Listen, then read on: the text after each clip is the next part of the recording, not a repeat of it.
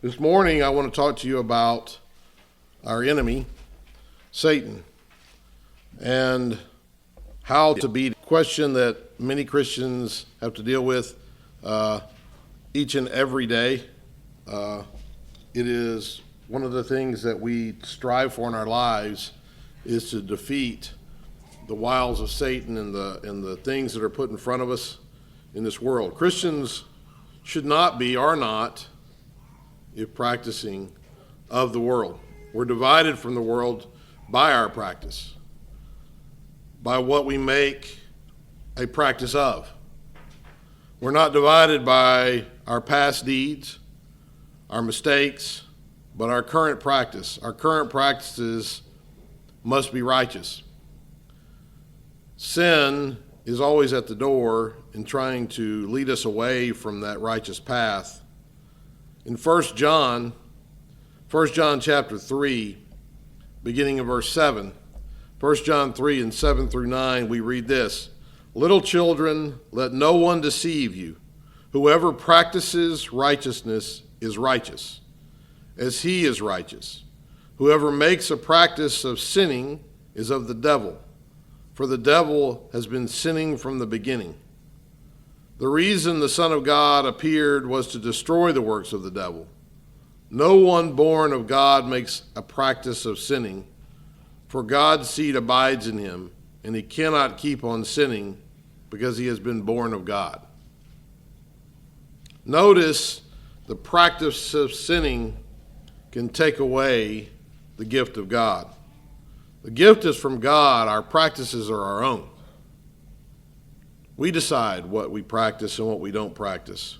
We take it from ourselves if we practice sin and unrighteousness, by choosing sin and by making sin our practice. In today's world, we often think when we hear the word practice, most people's mind first runs to getting ready for something. Practice makes perfect. The more you do something, the better you get at it, right? So we practice sports, we practice baseball, we practice football, we practice throwing, we practice kicking, we practice running, right? We may practice a profession, right? We practice our welding so that when we have to go weld, we do a good job of welding. We practice our riding, so if we have to ride a horse, we're good at riding when we need to do it. That's the way we think about it. It's something you do in preparation of the important thing. We may practice even fighting so that if we ever have to fight, we're ready to fight. Soldiers do a lot of that. But that's not what it's talking about here. It's not talking about the getting ready of. That's a fine use of the term, but the term that is, the way it's talking about here is not this idea of getting ready, but this idea of doing, right?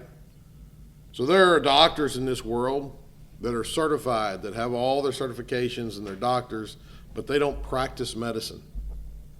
There are lawyers that have passed the bar, but they don't practice the law. They do something else. It's not what they do. He may be a medical doctor, but he doesn't practice medicine. He's doing something else. He owns a car dealership. That's what he does. That's what he makes a practice of. That is what he does, and that's what this word is talking about when it says, whoever practices righteousness. This is someone who this is what they do. This is what they're all about. This is what it is in their lives that drives them to do what they do. That word, you look that word up, and you will see that I'm not misinterpreting this. It is to make, manufacture, construct, do, act, or cause. That's what it means to practice. Now, the application to the way we think about it is, if you do something a lot, you get good at it. And that's true. That's a true application, right? That's how we get good at things, is by doing those things. Not by thinking about those things, right? You can sit around and think all you want about being a better quarterback. You can think all you want about being a better welder. You can think all you want about being a better anything soldier. But thinking is not going to make you better at it. Doing it is going to make you better at it. If you asked me if I had to fight a guy who had spent the last 10 years fighting doing so that he would be good at fighting, or I had to fight a guy who spent the last 10 years thinking about fighting somebody, I know who I would pick, right? So if we as Christians need to be practicing righteousness, what that means is that we need to be doing righteousness, right? If we're supposed to be avoiding the practice of sin, it means we need to be avoiding sin. It's pretty simple, but when we think about it in terms of what we do, and we take it in terms of what we practice, the one thing that holds true between the way we think about that word practice and our Christian lives is it does get easier the more you do it. You do get better at it. If you practice sin, you get better at sin. Sin becomes easier. That first lie you tell, that's a hard one. That 10,000th lie you tell, that's an easy one. I deal with people sometimes that lie. They've lied so much that you can't tell whether they're lying or not because they can't even tell whether they're lying or not. It's as easy for them to lie as it is for them to tell you the truth, and sometimes it's easier because they've done more lying than they have telling the truth, so they feel more comfortable with it. They actually deal with people who, when they tell the truth, feel a little weird about it because they spend so much of their time lying. Is what they practice. Notice that the practice of sinning can remove what we're after, which is righteousness, which is salvation, which is a path to our God who we love. In John 15 verse 1 through 14, it's kind of a large section here. John 15, beginning in verse 1, I'll read through verse 14, says this: I am the true vine, and my Father is the vine dresser. Every branch in me that does not bear fruit, he takes away. And every branch that does bear fruit, he prunes, that it may bear more fruit. Already you are clean because of the word that I have spoken to you. Abide in me, and I in you. As the branch cannot bear fruit by itself unless it abides in the vine, neither can you unless you abide in me. I am the vine, you are the branches. Whoever abides in me, and I in him, he it is that bears much fruit. For apart from me you can do nothing. If anyone does not abide in me, he is thrown away like a branch and withers, and the branches are gathered and thrown into the fire and burned. If you abide in me and my words abide in you, ask whatever you wish, and it will be done for you. By this my Father is glorified, that you bear much fruit, and so prove to be my disciples. As the Father has loved me, so have I loved you. Abide in my love. If you keep my commandments, you will abide in my love, just as I have kept my Father's commandments and abide in his love. These things I have spoken to you, that my joy may be in you, and that your joy may be full. This is my commandment, that you love one another as I have loved you. Greater love has no one than this, that someone lay down his life for his friends. You are my friends if you do what I command you. This word here, abide, is the Greek word mene or meno, which means to stay, to live in, to dwell in, to remain in, to take lodging in. He explains it here as being the branch that's attached to the vine, right? If you don't stay in it, if you don't remain rooted in it, if you separate yourself from it, it's going to be disastrous in your life. It's going to be disastrous in your service. It's going to be disastrous in your practice. You can't practice Christianity and separate yourself from Christ. There are many people in the world right now trying to do exactly that. They don't have anything to do with the truth, with what Christ has to say. They want to ignore what he has to say, but they want to be Christians. They want to separate themselves from the vine, but continue to thrive as a branch. Christ tells us in no very veiled terms what's going to happen to those branches that separate themselves from the vine. They're going to wither up, and they're going to be tossed into a fire. He doesn't veil it very deeply where the end of those people are. And then as we proceed on in this same reading, in verse 10, it says, it has a quote that is often quoted. It says, if you keep my commandments, you will abide in my love, just as I have kept my Father's commandments. These things I have spoken to you, that my joy may be in you, and that your joy may be full. We see that keeping the commandments is how we stay in the vine. We have to know them to keep them. We have to hear the word if we want to know them. But if we don't keep them, we separate ourselves. Oddly enough, it's also here tied into probably one of the most quoted verses, which is this idea that greater love, in verse 13, greater love has no one than this, that someone lay down his life for his friends. You hear this verse quoted a lot when a human being, a person around in the news, sacrifices themselves to save someone else. You'll hear people quote this verse, right? And it's certainly valid in that context. The truth is the truth. What he's talking about here, though, is himself. What's fixing to happen. That's what he's talking about. He's talking about that he's fixing to lay down his life. And who is he going to lay it down for? He's going to lay it down for his friends. You hear a lot of people say Jesus died for everyone. And there's a sense in which that's true. But here Jesus tells us that he's laying down his life for his friends. And then he goes on, and this part of the verse almost never gets quoted with the rest of it. He goes on to tell you who his friends are. You're my friends if you do what I command you. A lot of people don't like that part. It ties friendship in with obeying. And people have a hard time with that. They think friendship should be completely separate from obeying. Right? That love and obedience are not the same thing. God tells us a very different story. We abide in his love by keeping his commandments. We become his friends and we remain his friends by practicing righteousness. But it's not our practice that saves us. It's our friend, Jesus Christ. That's who saves us. But not everybody chooses to be his friend. Some of us choose to be his friend. Some of us choose to remain his friend. Some choose to be his friend and then abandon him. Some choose to be his friend and stay his friend their whole lives. Because Christ clearly tells us here who his friends are. They're the ones that follow his commandments, those that practice righteousness. Then in verse 13, he tells us what he's going to do to save his friends.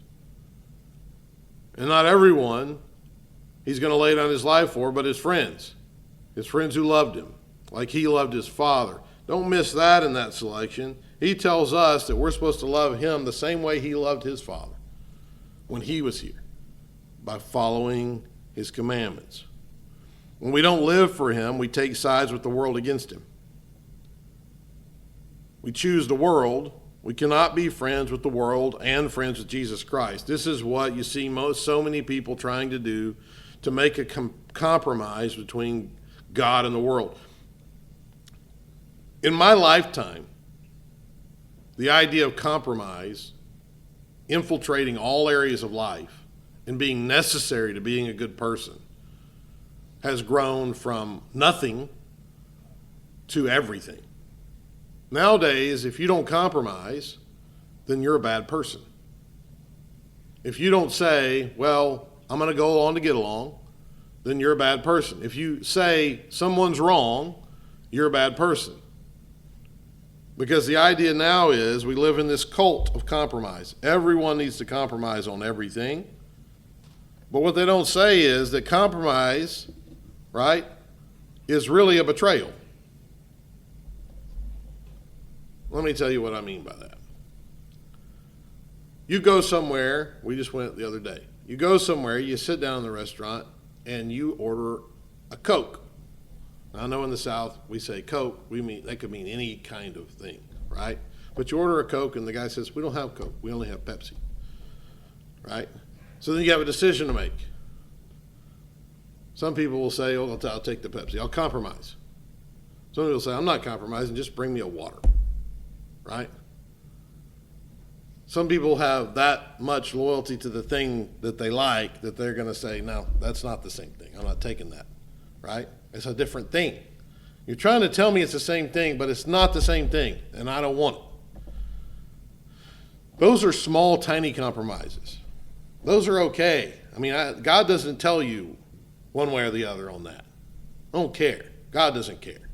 But there are big things that people compromise each and every day just so they can get along or so they can get what's available. So you say, well, I can't do what God wants me to do because that would be extremely hard. And everybody's going to think I'm nuts. And everybody's not going to like me. And I'm not going to be popular. And I'm going to lose a friend. I'm going to lose some family.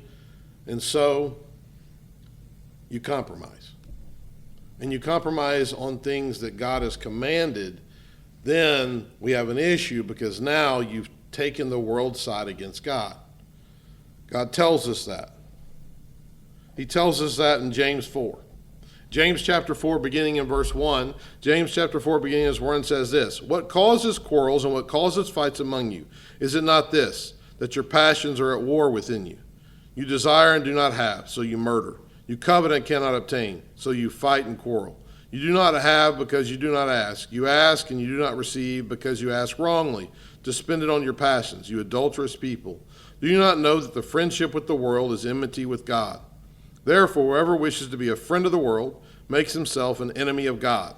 Or do you suppose it is to no purpose that the Scripture says, He yearns jealously over the Spirit that He has made to dwell in us? But He gives more grace. Therefore it says, God opposes the proud but gives grace to the humble. Submit yourselves therefore to God. Resist the devil, and he will flee from you. Draw near to God, and He will draw near to you. Cleanse your hands, you sinners, and purify your hearts, you double-minded. Be wretched, and mourn, and weep, and let your laughter be turned to mourning, and your joy to gloom. Humble yourselves before the Lord, and He will exalt you. People are out for what people want. People have turned worship into a contest over what the people want. Well, I want this, and they want that, and they like this a little better. And it's become such a contest over what people want that we've even figured out a way to compromise when the people don't agree. We'll just have 7 different services and do it a different way at each one. That way, everybody gets their way, right? The only people's way that nobody's worried about is God's way. Everybody's already decided to compromise that when they started asking the people what they liked, what they wanted. What do they think they would like to do for worship? Not what God has told us to do for worship. As Christians, we shouldn't seek to please ourselves. We shouldn't seek to consume the world. That's what worldly people do. Their whole thing is just consumption. We should understand that we once rebelled against the King. If we hadn't rebelled against Him, we would have nothing to be sorry for. But each and every one of us have. We once rebelled against the King and have been given an opportunity through our friendship with His Son to be redeemed. We have been given a new life that we didn't earn, and we certainly don't deserve. We need to act that way. We need to act that way in our lives. That's what it means to be humble. We didn't earn anything. We don't deserve anything. I say all the time, I don't want what I deserve. We cannot be conceited and say that we are Christians and not practice righteousness. You can be a doctor and not practice medicine. You can be a lawyer and not practice the law. You cannot be a Christian and not practice righteousness. You cannot. Israel claimed to be God's people even though they weren't. In 1 Corinthians 10, 1 through 14, 1 Corinthians 10, 1 through 14, we read this: For I do not want you to be unaware, brothers, that our fathers were all under the cloud, and all passed through the sea, and all were baptized into Moses in the cloud and in the sea, and all ate the same spiritual food, and all drank the same spiritual drink, for they drank from the spiritual rock that flowed them, and the rock was Christ. Nevertheless, with most of them God was not pleased, for they were overthrown in the wilderness. Now these things took place as examples for us, that we might not desire evil as they did. Do not be idolaters as some of them were. As it is written, the people sat down to eat and drink and rose up to play. We must not indulge in sexual immorality as some of them did, and 23,000 fell in a single day. We must not put Christ to the test as some of them did, and were destroyed by serpents, nor grumble as some of them did, and were destroyed by the destroyer. Now these things happened to them as an example, but they were written down for our instruction, on whom the end of the ages has come. Therefore, let anyone who thinks that he stands take heed lest he fall. No temptation has overtaken you that is not common to man. God is faithful, and he will not let you be tempted beyond your ability. But with the temptation, he will also provide the way of escape, that you may be able to endure it. The bad news here is that claiming to be righteous or claiming to be God's people without obedience won't save us. The Israelites claimed to be God's people, but then grumbled, then did all kinds of terrible things against God. And when they did those things, what happened to them? That should tell you something about impending judgment. God doesn't save those who aren't with him. The friendship of the Lord is for those that fear him, and he makes known to them his covenant. Psalms 25:14. The bad news, again, is claiming that to be God's people without obedience won't save you. The good news is that we have God's help. If we want to be his, and that we cannot be forced into sin, if we fight the good fight, we can escape any sin that we come up against. There is nothing now or in the future that we cannot endure. We are assured victory as long as we put victory in God's friendship first. This is something that you rarely take into any battle or fight. The knowledge that you will win as long as you don't desert your side. 100% guarantee of victory. And 100% guarantee that you can win your battles as long as you keep your eye on the ball and as long as you keep purity of heart. The Proverbs, we see that in 22:11. Proverbs 22:11 says, "He who loves purity of heart and whose speech is gracious will have the king as his friend."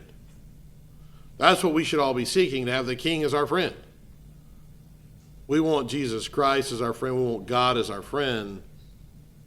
And he's told us how to make it so. If we want to be the friend of God, we have to follow his ways. We cannot compromise with the world. We must have a purity of heart that drives us to abide with God, to live the way that he has told us to live, to practice what he has told us to practice, and to practice righteousness actively. We must rise up each and every day and use that day to serve him. We cannot only rise to serve ourselves, and we cannot be a person that only acts for ourselves. We can't be these people that he's talking about here who strives to have a life where all they do is sit down to eat and drink and only rise when they want to play. As Christians, each day, the world's idea of success should not be ours. Our idea of success should be to rise up, to work, and to do battle, and to love God and to love our neighbor. And that's what we should put our efforts into. That's what we should be willing to get on our feet for. Each day we should plan to show God what he means to us, to show Christ that we're his friends through our obedience to his will, not our own. We should, in the end, abide in him and do everything to show him that we're his friends and that we love him, just like we do for our neighbors. We haven't talked a lot this morning about the path to salvation, but the path is not complicated. The word, the truth, will bring you to God. When you know the truth and you know that you have rebelled against the king, then you'll know what you need to do. You need to make it right. His son has offered his friendship to you so that you can restore that relationship. His son has offered his friendship to you, and what you need to do is repent, confess those sins, be baptized for remission of those sins, so that you can die like he died, join that fellowship, die like he died, rise up in newness of life, and then spend the rest of your life serving, practicing righteousness. Practicing righteousness, loving Jesus Christ, and loving God. It's that simple, and we are here ready to help you in any way if you want to begin that journey. As we please come forward as we stand and sing.